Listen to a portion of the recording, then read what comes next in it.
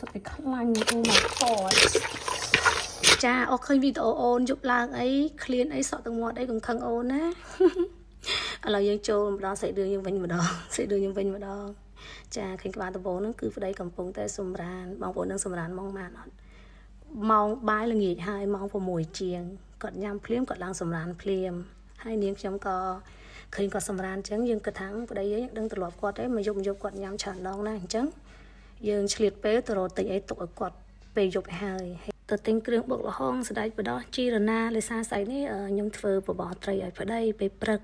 យើងមកពីស្រះបានត្រីស្រែត្រីទក់ច្រើនដែរអញ្ចឹងស្អែកហ្នឹងខ្ញុំធ្វើបបរត្រីឲ្យគាត់ចាហើយនេះក្តាមប្រៃខ្ញុំត្រាំម្សិលមិញហ៎បង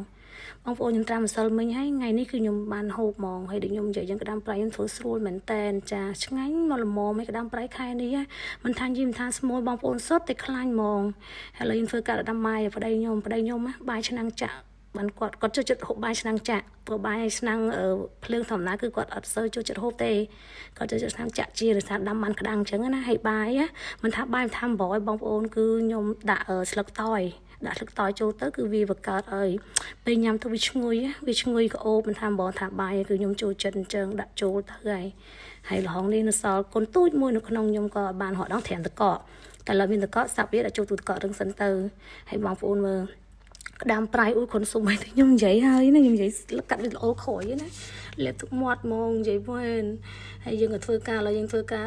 បកក្តាមបកអីអញ្ចឹងទៅចាឲ្យក្តាយហើយក្តាយសុំទោសបងប្អូនហើយបាយយើងក៏ស្អិនរួចរាល់ហើយបងប្អូនឃើញក្តាំងអត់គឺអូយប្តីខ្ញុំចូលចិត្តមែនតើក្តាំងនេះចូលចិត្តសាហាវហ្មងចង់និយាយថាឥឡូវយើងមកធ្វើការបុកអំបិលខ្ចីម្ដងអំបិលខ្ចីគឺយើងដាក់គ្រឿងដាក់ខៅវាបុកជាមួយគ្នាហើយទៅវាពេលយើងបុកដាក់គ្រឿងជាមួយគ្នាទៅវាអត់ខ្ទាតដាក់អំបិលវាចេញស្ករចឹងហើយទៅវាខ្ទាតទេស្រួលបុកទៀតហើយអំបិលខ្ចីដូចខ្ញុំបុកចឹងគឺអំបិលខ្ចីគឺខ្ញុំបុកអត់យកម៉ត់ទេខ្ញុំយករៀងក្រឹមដុំញ៉ាំទៅវាឆ្ងាញ់ចឹងណាបងប្អូននេះ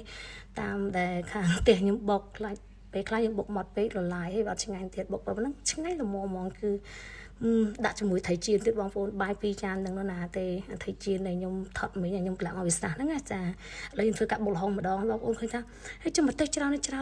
មែនតែខ្ញុំញ៉ាំម្ទេសច្រើនមែនតែនហើយដល់បុកល្ហុងខ្ញុំមានម្ទេសក្រៀមតែថ្ងៃនេះមានដាក់ម្ទេសស្រស់ច្រើនតិចទៅហើយបងប្អូនសង្កេតឃើញថាឲ្យតែខ្ញុំបុកល្ហុងគឺតែងតែមានក្រូចឆ្មាក្នុងហ្នឹងហើយចាំងស្ពកដូចថាវាឆ្ងាញ់បងប្អូនហើយណាមួយគ្រូសាមគាត់ចូលចិត្តពេលគាត់ហូបទៅគាត់យកអាសបកនឹងជក់យកទឹកអញ្ចឹងណាចាគាត់ចូលចិត្តចឹងថា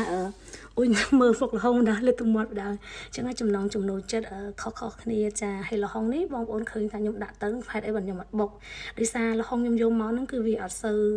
ស្រួយទេវាតុនចឹងទៅមិញខ្ញុំសាប់វាមកផ្លែខ្ញុំដាក់ចូលទូទឹកកកដើម្បីវារឹងហើយខ្ញុំមើលទៅវារឹងមកល្មមហើយតែបើសិនជាខ្ញុំបុកទៅវានឹងតុន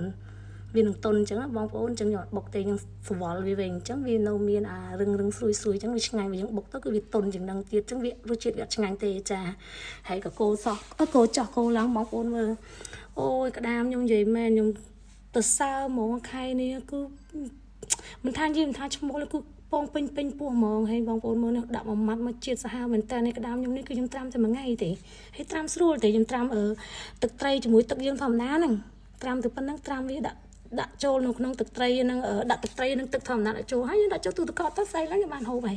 ហើយបងប្អូនមើលមុខមាត់អូខ្ញុំនិយាយខ្ញុំលេបទឹកមាត់មែនហើយនេះខ្ញុំធ្វើរៀបចំឲ្យគាត់ឲ្យដើម្បីយកទៅលើគាត់ឲ្យសារប្តីខ្ញុំយប់ឡើងគាត់ឃ្លានគឺគាត់អត់ចង់ហូបទេអញ្ចឹងគាត់ចូលចិត្តហូបនៅលើអញ្ចឹងខ្ញុំធ្វើរៀបចំទុកឲ្យគាត់ហើយងាយនេះខ្ញុំឆាតាំងព្រឹកខ្ញុំយកទៅលើមួយគ្នាដល់ពេលបងប្អូនយមើលតិចទៀតឃើញកាប់ខ្ញុំធ្វើទុកឯណាតែទៅដល់មានណាបងប្អូនចូលទៅដល់គេប៉ាកូនគេបល័យគ្នាធ្វើមិនដឹងហើយចេះស្ងល់ទៅជិះមិនអត់ហៅយើងអញ្ចឹងដោយសារគាត់មើលកាមេរ៉ាគាត់ឃើញយើងធ្វើម្ហូបរាល់ដងបាត់ផ្លែរបស់បានងើបសួរយើងហ្មងអញ្ចឹងណាហើយក៏ដឹងថាយើងធ្វើម្ហូបអញ្ចឹងទៅគាត់សួរយើងដែរចាហើយមើលកូនខ្ញុំម៉ោង10ជាងគាត់អត់បដូរកៅអៅទេគាត់ថាគាត់ឡើងទៅធ្វើកិច្ចការផ្ទះអញ្ចឹងគាត់ដូរកៅអៅទេហើយណាមួយស្ដេចថ្ងៃអាទិត្យទៀតហើយប៉ាគេឲ្យដួសបាយក្តាំងម៉ាកូនអត់ចេះទេម៉ាកូនអត់ចេះអត់មានស្រែកដាក់ទឹកអូទាំងកូនហ្មងថាអត់ចេះអត់ត្រូវតែចេះអត់មានអត់ចេះគាត់អត់ចេះហុចឲ្យម៉ាអញ្ចឹងឯងបងប្អូនកូនខ្ញុំណាខ្ញុំនិយាយមែនកូនស្រីខ្ញុំគឺខ្ញុំបរៀនហ្មងខ្ញុំបរៀនឲ្យគាត់ចេះដាំបាយចេះធ្វើម្ហូបចេះលាងចានបោកអាវខ្លួនឯងគាត់ញ៉ាំបាយហើយត្រូវតែយកចានទៅលាងអាវប្រឡាក់ត្រូវទៅបោក ការងារផ្ទះបន្ទប់អីគឺខ្ញុំឲ្យធ្វើខ្លួនឯងទាំងអស់គឺខ្ញុំអត់ឲ្យកូនខ្ញុំប្រើអ្នកនៅជាមួយទេ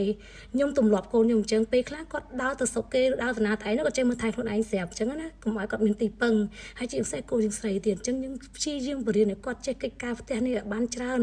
ហើយពេលគាត់ចេះតាំងពីទូចទៅធំឡើងគឺគាត់នឹងមានទម្លាប់ខ្លួនឯងចាសម្រាប់ខ្ញុំគឺខ្ញុំបរៀនកូនអញ្ចឹងឲ្យចេះមើលថែខ្លួនឯងអត់ឲ្យពឹងអ្នកណាទាំងអស់ទោះយើងមានអ្នកមើលថែក៏ដោយ